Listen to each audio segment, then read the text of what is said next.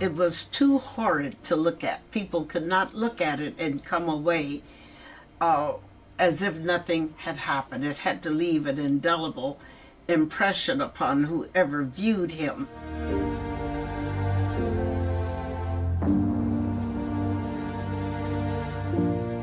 I think it pushed her forward. So I think she felt that that was her obligation, that that was her cross to bear.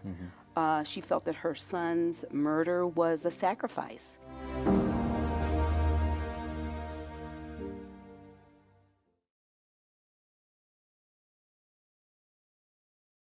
Hello, and welcome to Washington Post Live. I'm Robin Gavon, Senior Critic at Large for the Washington Post. And today we're continuing our series of conversations about Black women in American history. And today we're talking about Mamie Till-Mobley. And I'm joined by Deborah Watts, who is the co-founder of the Emmett Till Legacy Foundation. Thank you so much for joining us today. Thank you for having me.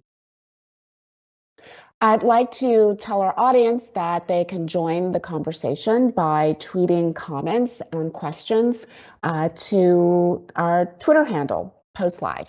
And hopefully I'll be able to get to a couple of your questions.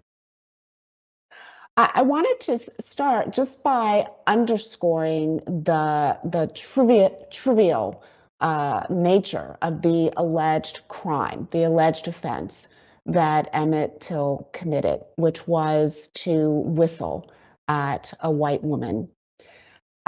I am so struck by that, and as so many people have also been struck by the decision that Mamie Till-Mobley made to present her son in an open casket.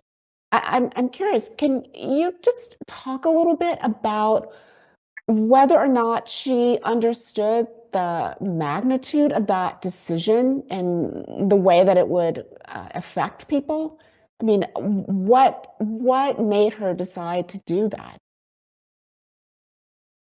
That's a very good question, Robin. I think it was a moment in time that Mamie took advantage of.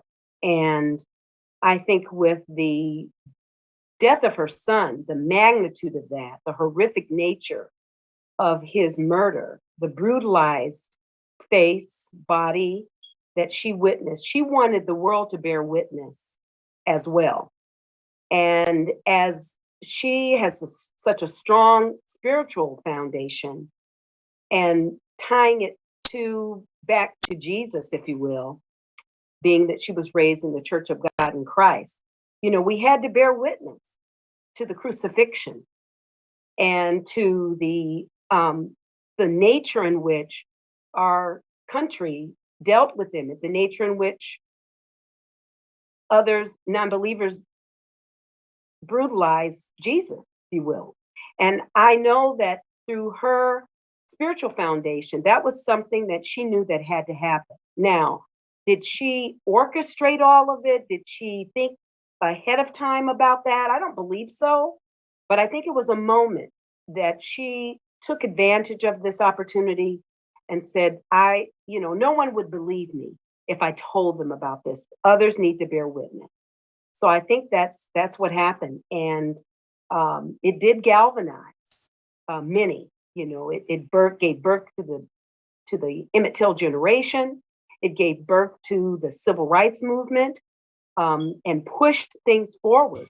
Of which I know she was very pleased that that happened, and she had to stand in, I guess, in her grief and in her pain, and also in her pursuit of justice for her son.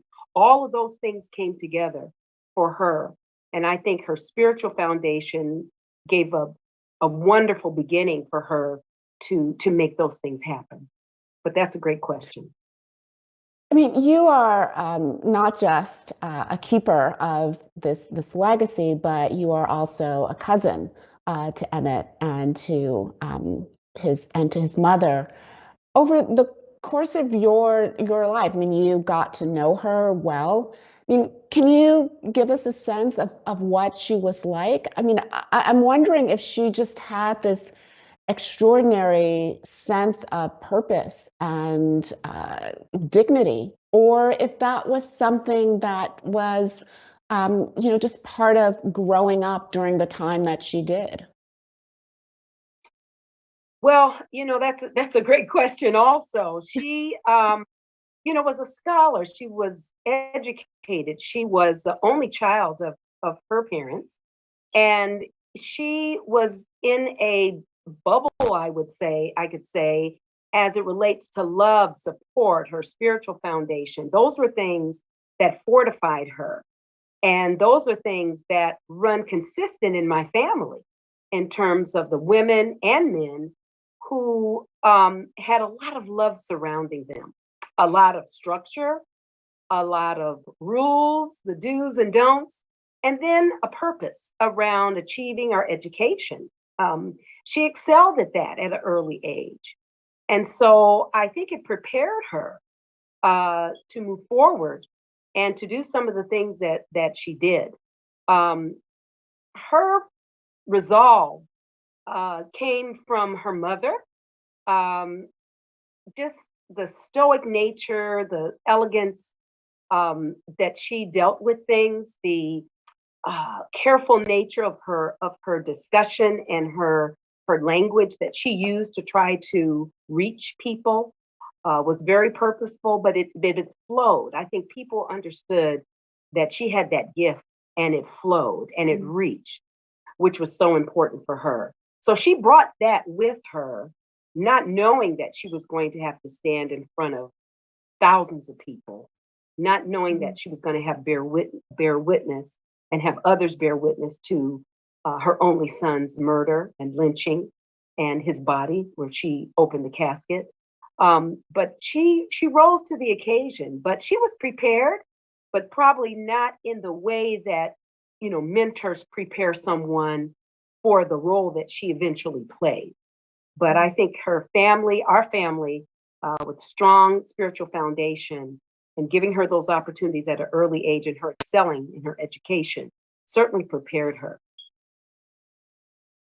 One of the things that you just mentioned, you were talking about the Emmett Till generation and the fact that seeing what had happened to this young child made people stand up who had not stood up before. I mean, were there specific people that stood up, or was it simply, groups of people, people from certain parts of society, people from different parts of the culture who decided that they needed to speak and to act? I think it's a combination of those things. The SCLC, SNCC organizations, NAACP certainly rose to the occasion, along with Martin Luther King, Rosa Parks. There were a lot of things happening in our country at that time, and I think that it just was that spark that actually caused people to bear witness again, to take a look at the horrific nature of what hate looked like in our country and to stand up. I think they had enough.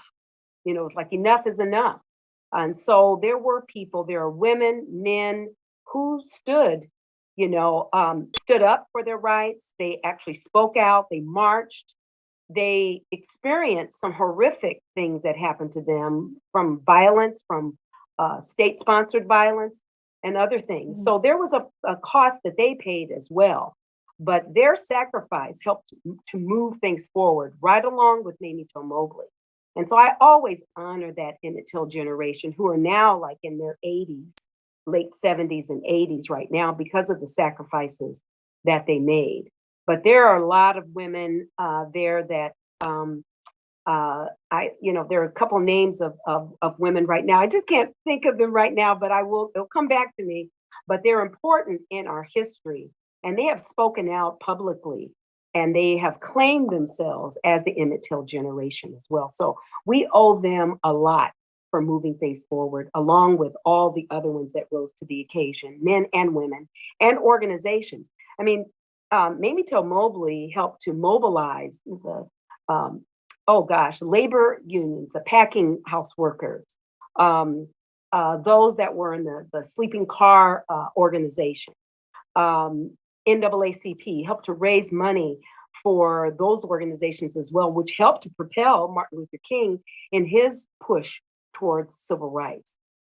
She joined other men and women standing in their stead as it related to other lynchings that occurred in our country, standing against the death penalty. So she spread herself, not only just speaking about her son, but she stood in solidarity with others as well. And she was a tool, she was useful to the movement. And a woman of that age and a woman of her stature, being a single mother, grieving, if you will, I'm just so in awe of what she was able to do at that time. But I have to say, from a faith perspective, that had to come into play to give her that kind of strength and courage, along with her family and along with her loving, strong mother. I do want to share something with you so that you understand too a little bit about what she was thinking at the time as well, because I don't want to paint this picture that she moved so far beyond her pain that there wasn't grief. Can I read something out of a book that she wanted people to understand what she was thinking about? Oh, Do you mind? please. It said, so I was sitting in the dining room, feeling sorry for myself. What am I going to do? Almost as soon as I asked that question, the answer came. End it all. Oh, I don't know what possessed me. I really don't have any idea at all. But I got up, I walked over to the window. Well, that window was painted shut. So I went to another window, and that led out to a gangway, a stairwell, where I figured no one would find me until my body started to smell. No, that wouldn't do. I looked at the front windows. One was a picture window that didn't open, but then I couldn't jump from those windows on the sides either, because children played out front. And that would be so traumatic for them. Besides, after I thought about it a little more, I realized something else that was very important. I wasn't wearing any pants. I didn't wear pants back then. I was wearing a dress that Mama had made for me. Oh, I remember that dress. It was sleeveless, real tight in the waist, a long flared skirt. It was a white dress, white with floral pattern, some kind of design on it. That design was pink. This was one of my favorite dresses. I couldn't stand the thought of jumping in that dress. More important, I couldn't stand the thought that my skirt might fly up. Just then, I was thinking about all of that. The phone rang, and it was a reporter. He was thinking about doing a follow-up story on me, and he wanted to know what I was planning to do. And this is in her book, The Death of Innocence. And I'll just shorten this by saying that she shared with that reporter that she wanted to go back to school.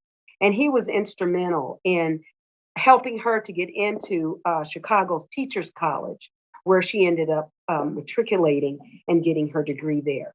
But that's just a little bit about what her mindset was. And I'm sure there are other mothers and others who have experienced similar pain that Mamie has, that have maybe those similar thoughts. But there was something that happened that brought her back. But again, she was thinking about not having any pants on at that time. Well, I mean, I think what you just read is really such a through line with so many of women that we elevate and put on pedestals and point to as heroic, which is that they felt fear, they felt grief, they felt all the confusion, and they still pressed forward. I mean, you brought up the reporter there. I mean, how important was the Black media specifically in mobilizing behind Mamie? Yes, I think that they were very important, from Jet Magazine, Johnson publishing that the picture of Emmett and his remains in Jet, all the other reporters that ascended upon Mamie to carry her story forward. it was a media frenzy, if you will. And it was one of the first media events, I think, that was connected in with the movement that helped propel it forward. I mean, it was so strong that even Martin Luther King, one of the photojournalists, Dr. Ernest Withers, ended up photographing that picture of Mose Wright in the courtroom when he pointed at J.W. Milan and Roy Bryant. Dr. Ernest Withers created a photojournalist, a book that shared the story of the trial. But he eventually also became the photographer for many, but specifically the photographer for Martin Luther King, because they saw how important it was that media could bear witness and could show and demonstrate to the American public what was happening. And not only the American public, but also those across our globe as well. They could see what was happening in America. And it wasn't such a great America as we were claiming to be. I mean, ultimately, the men who were tried for lynching Emmett Till were not found guilty. But this brings me to a question that came in a bit earlier from Keith Beauchamp, who asks, what would be justice for you and the Till family? And before you answer that, I just also want to make note to the audience that Keith is a filmmaker and producer of the documentary, The Untold Story of Emmett Lewis Till, and the upcoming film Till. So what would justice look like? Ooh, that's a great question. And you know, that's a challenging question for most families because first they want their loved ones back. Right. And we know that with the many lynchings and the unjust murders that have occurred across our country, that's not going to happen. And so the next best thing is to make sure that their deaths are not in vain. And that's what Mamie wanted also. So we have to push forward with honoring that. But also that truth, justice, and accountability takes place, because it is really important that those perpetrators are brought to justice, that they are held accountable, culpable, whatever their roles were, that they pay a price, for the pain that they've caused.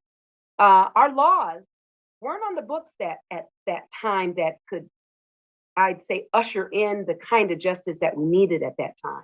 But we're still struggling with some of those laws today that can bring a full accounting and justice to many of those families past and those families present.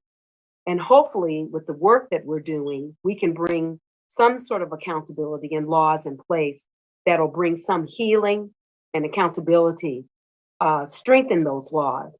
But it's a tough question. And Keith, thank you for asking that. But it is something that we struggle with, but I'm pretty clear that it is accountability. That's the number one thing that we're looking for. And that specifically in Emmett Till's case, it would be charging the known living accomplice, Carolyn Bryant Dunham, culpable in Emmett's kidnapping and murder. And that is possible today, so it's a great question, and justice can prevail, and it's in the hands of Mississippi right now. And so sometimes we don't know who to point to or who to demand, make the proper demands of. And we've tried that with the Department of Justice. And of course, the Department of Justice has said this is not in their jurisdiction, and they recently have closed their investigation. But this is a murder case, and there is no statute of limitations on murder. And so justice for us is full accounting, truth, and I would say accountability. It just we have a oh, sorry. Robin, this is 66. I was going to say that we have a clip, a very powerful clip of Mamie herself talking about sort of that tension between her own grief and what her the larger story, the larger symbolism of her impact of her son's death. I began to ask the Lord, why Emmett? I mean, he was a church-going boy. He was a good kid. And it seemed to me that he had been punished for the, just unreasonably punished. And the Lord began to talk to me in a booming voice. They were not words. I didn't understand a single word, but I knew everything that was being said. It was like it was a boom, the roar of thunder, but I could understand what was being said. And the thing that the Lord said to me was, Emmett did not belong to you. You should be grateful to have been able to keep him for the short time he was on the earth. But Emmett was mine. I sent him here to do a job, and Emmett has done that job well. The Lord told me, he said, I've taken one, but I will give you thousands. I mean, Emmett would have been 81 years old this year. And as we think about his place in history, I'm curious how you have been able to sort of process the importance of that history, the fact that that is in many ways unfinished history, and the tension that now exists for some people in not wanting to grapple with difficult, uncomfortable history. Yes, well, I have to say, right along with many others, that that history is American history. And so we cannot leave out a significant piece of it in order to share the truth about what's happened in America. If we're going to move forward, we have to deal with the true nature of what we've done. And if we can't deal with that, we're not going to ever move forward. And so I know that the clock is turning back in some instances. And I know that that is not where any African American wants to go or person of color wants to go. And so with that, yes, that tension is going to exist because there is going to be resistance to that.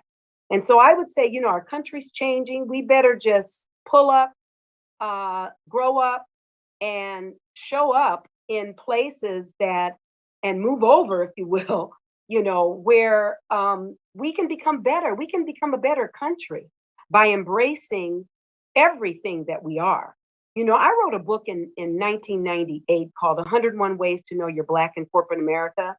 And one of those, I guess the purpose of that was to try to remove the veil, you know, remove this sense that things are happening there people weren't talking about. And so just like with Mamie and opening that casket, it has opened the door for us to have these meaningful discussions around what's happening and the truth. And so American history is something we need to embrace. We need to understand all of it. We need to understand the contributions of African Americans and other people of color to this country. We need to embrace it. And we need to understand how important it is for us to move forward instead of resisting that kind of progress, looking at it as this wonderful value proposition for us to be great and to move into those spaces that are those claims that we said we are. But there's a lot of pain. There's a lot that we need to own up to.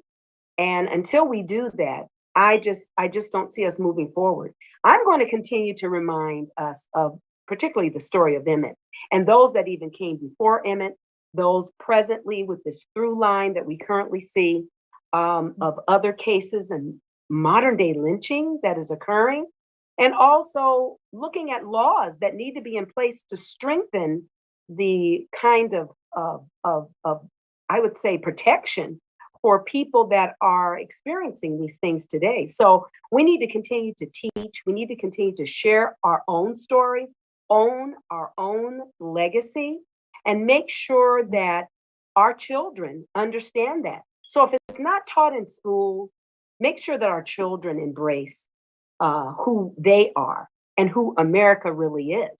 And we shouldn't fear it. It should be a part of something that helps us to propel ourselves forward. I mean, you've made a very conscious decision to highlight that through line from Emmett Till to the justice that the family of George Floyd was seeking. And I'm thinking that you're in Minneapolis now, and there's been, another shooting. And I'm wondering, why is it important to you to make sure that the thread isn't lost, that the connection continues to be made between 2022 and our history? Whew, I think, I'm raw right now with emotions around the Amir Locke family because I know them. And they're from my hometown, Omaha, Nebraska, the mother is. And so we go way back. And so this is a very emotional time for many of us, not only in Minnesota, but across this country. And I use this term, and people, they kind of are offended by it, but I call Minnesota Mississippi because we're not far removed from the kind of disparities, both economically and from an educational perspective, and then also these modern day lynchings that are occurring. And so it's important that we make those connections from the past to the present and the future so that we don't repeat the kind of ugly parts of our past history. We, created something called the Never Again Movement and Pledge. We try to honor Emmett's birthday on July 25th. We honor and remember his death on August 28th. And we try to make those connections, standing in solidarity with the other families as well, because it's important that our children and our future, that we don't experience what we've experienced in the past. So I think it's important for all of us to figure out where we are in part of that through line and to do whatever we can, whether it's at home with our children, in our schools, to resist the resistance and the changing of the narrative of our history. Resist that because that is a part of who we are. And I don't think we're very proud of it. That's why we want to hide it. But if we are not proud of it, we have the opportunity to change it. But it's so important for us to get in where we fit in, to make sure that whether we're politicians, whether in faith-based communities, mothers, that we're doing our part. Enough is enough. Mamie Till-Mobley opened that casket so that we could make a change. That was a sacrifice. And these sacrifices are going on much too long. We've waited 66 years for justice. And I think it's important for us to connect our story and our journey with the mothers that are beginning this journey. This is a club that no one wants to belong to. It's a journey that no one wants to take on. But we do take it on because we don't want to repeat it. Have we gotten any better at bearing witness? At some point, I think we were. I think we are closing the opportunity to bear witness. We are resisting, from an education perspective, what the true nature of what America is. We're stumping our opportunity to achieve and to be better and to be greater. I think we are seeing the clock turn back, unfortunately. And many of us that have been in, whether it's in corporate America or working on diversity and inclusion or working in the civil rights movement, we're worried, that things are not moving forward. Voting rights, blocking part of democracy that people sacrifice to participate in.